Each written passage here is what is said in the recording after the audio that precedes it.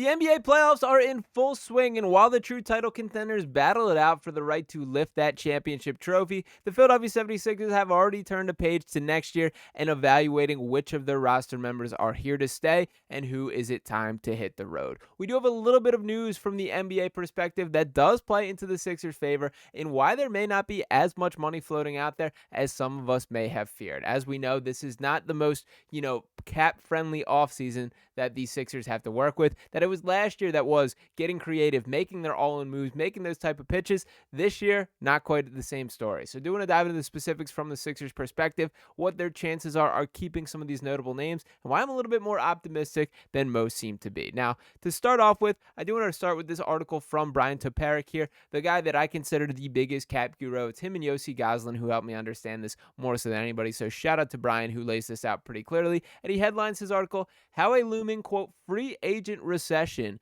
Could Help the Sixers. The Sixers might not face as much competition as feared for Quentin Grimes, Gershon Yabusele, and Kelly Oubre Jr. in free agency this offseason. And he starts off in his article here, the Sixers entered last offseason with the ability to create more than $60 million in salary cap space. This season, they're far more limited in what they can do. After signing Paul George and Tyrese Maxey to max contracts last summer, the Sixers effectively locked themselves into being over the cap team for the next few years. Those two, Joel Embiid and Jared McCain alone, will earn roughly $149.1 million in 25-26, which is only $5.5 million less than the projected $154.6 million salary cap. Rather than making to look a major free agent splash, the Sixers' top priorities this offseason will be likely on retaining their own free agents. Quentin Grimes is headed into restricted free agency, Gershon Yabusele will be an unrestricted free agent, and Kelly Oubre Jr. could join Yabusele as an unrestricted free agent if he declines his $8.4 million player option. And a couple more loose ends to tie up here. There are a couple other faces that are worth acknowledging. Andre Drummond, who's been incredibly vocal on his intention to opt back in, keep on his $5 million player option for next year. Eric Gordon in a bit of a similar boat, although I think there is a much more likely chance that he does opt out. I can speak pretty clearly that he did not enjoy his time in Philadelphia with how this season went and is a guy that I can't see sticking around. And also, as it pertains to Kelly Oubre, he's made it pretty known that he intends on coming back to Philadelphia. So there is a world where maybe we get into some cap intricacies if it is beneficial to either of these sides to decline and agree to a new contract. I'm sure Kelly would certainly welcome a raise if that opportunity presented itself, but nonetheless did want to put that out there. Now, the article continues and says, Grimes and Yabusele figure to draw interest from other teams in free agency, as does Oubre if he opts out. However, the Brooklyn Nets might wind up being the only team with significant cap space this offseason. That has one prominent agent preparing clients for a, quote, a free agent recession, according to ESPN's Brian Windhorst. Quote, there's only one team that has a lot of cap space, Brooklyn, and they may want to do a slower rebuild and aren't looking to spend it all right now, another agent told Windhorst. I've never seen a free agency where only one team has real cap space in my career. These free agents are blanked. That should have been music to the ears of Sixers fans hoping to keep Grimes, Yabusele, and or Oubre. When Grimes arrived in Philly at the trade deadline, he seemed like a candidate for the $14.1 million non-taxpayer mid-level exception at best. He averaged 10.2 points, 3.8 rebounds, 2.1 assists, and 1.7 threes per game across his 47 appearances with the Dallas Mavericks, while shooting 46.3% overall and 39.8% from deep.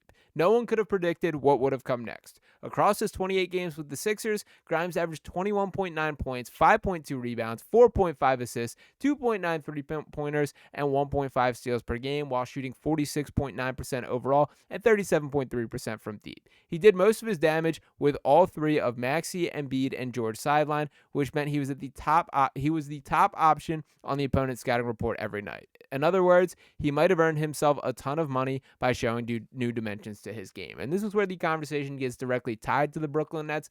I find it hard to believe for a team that is very early in their rebuild, that this was essentially their bottoming out season, and even at the early parts of this year, they were outperforming that in a major way. Now, the NBA draft lottery is going to be a point of contention in this entire outlook, really until we know the specifics of it over May 12th, because it changes the entire outlook for each of this team. That is why they do it as a lottery, as one player can make that much of a difference in any team's outlook moving forward, and Cooper Flagg certainly fits that criteria here. If Brooklyn ends up with the number one pick, maybe all of a sudden they get a little sexier with their offseason moves, that you are trying to speed up this process here. And for the Sixers specifically, certainly tied to their impact as well, or their outlook from here. That depending on if they keep that pick and what specific pick that is, changes their outlook quite a bit. So we cannot predict that yet. I will note, as far as the lottery odds do go, because I continue to circle back to that it is now officially locked in. The Sixers have a 10.5% chance of the 1 pick, a 10.5% chance of the 2 pick, a 10.6% chance of the 3 pick, a 10.5% chance at the 4 pick, just a 2.2% chance at the 5th pick, a 19.6% chance at the 6th pick, and these are where it would stay. If it falls within these first 6 picks, the Sixers do retain this draft pick. They keep it and are able to select a player. If it falls in the 7th pick, which there is a 26.7% chance of occurring, they do not keep it. And they also have an 8.7% chance at it falling to the 8th pick and a 0.6% chance of it falling to the 9th pick. And just a little clarity on the lottery to make sure you guys are aware of this, because I don't think a lot of people know this, to be honest.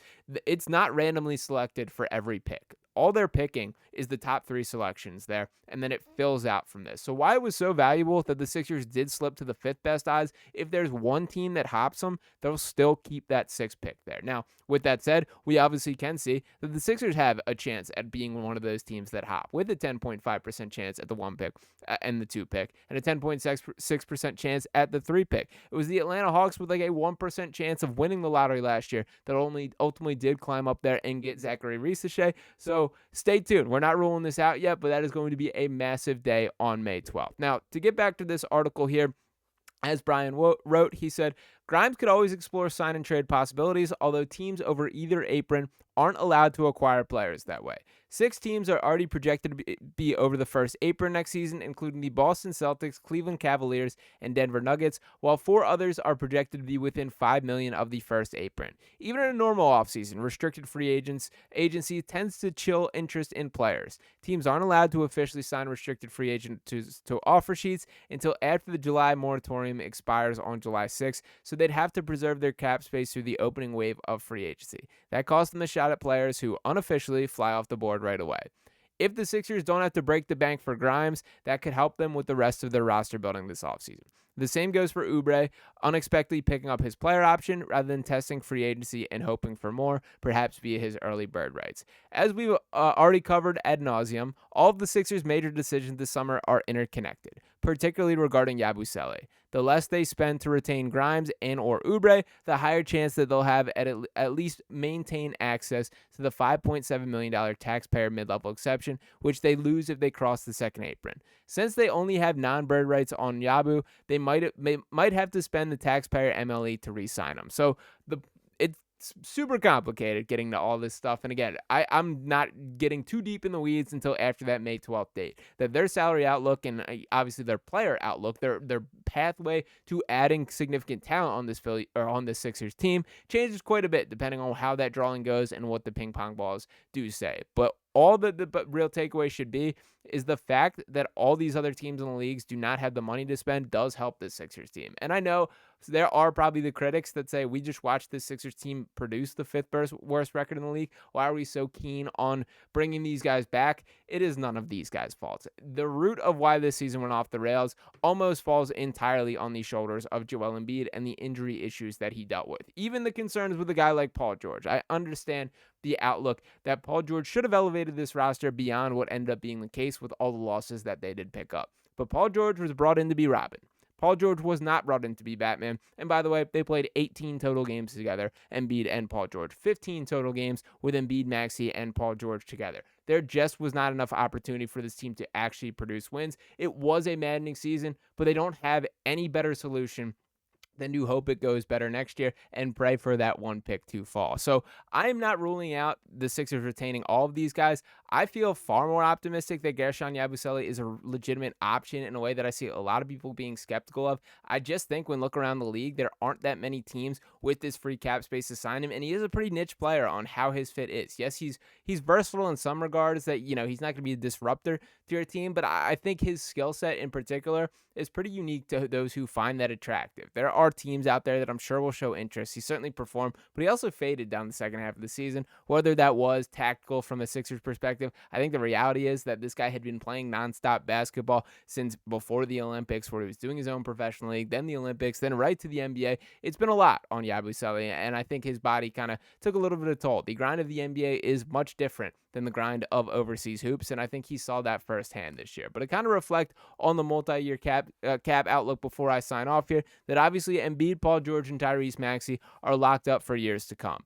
That Kelly Oubre Jr. has that player option and certainly seems to be at least going to test the waters or consider if he can have that upgraded. Andre Drummond won't test the waters because there will not be a better offer than $5 million for him for next year. Quentin Grimes, there is the restricted free agency, and a guy that out of the, I'm very confident Quentin Grimes will be back in a Sixers uniform next year, and that's a huge positive that we should feel great about that. Jared McCain, under contract for the next few years. Eric Gordon, the player option, but I think it's unlikely that he will be back. Kyle Lowry, who has opened his mouth and been clear about wanting to return to this Sixers team. Not sure if that is as mutual as he would like it to be. Yabusele, who we hit on. Ricky Council, who is on a non-guaranteed contract. I understand this is an incredibly cheap deal. I think it would be a massive mistake if Ricky Council is on this roster next year, and I don't see the vision whatsoever. It's a bummer because I do like Ricky. He was a guy that was worth taking a chance on, but if anything, he took some significant regression this year. The shooting numbers, you're just not an NBA player at his size, at his skill set, if you can't shoot better than 30% from beyond the three-point arc,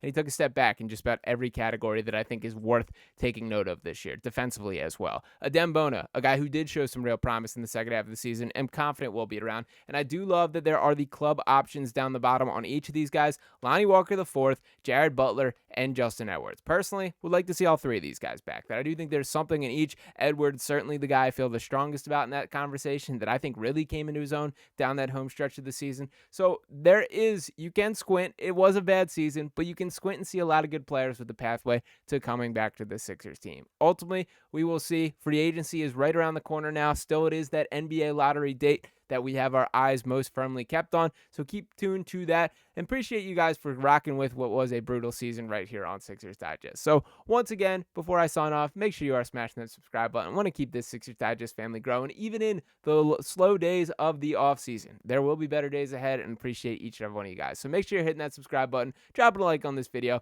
I'll be back talking to you next time. Peace.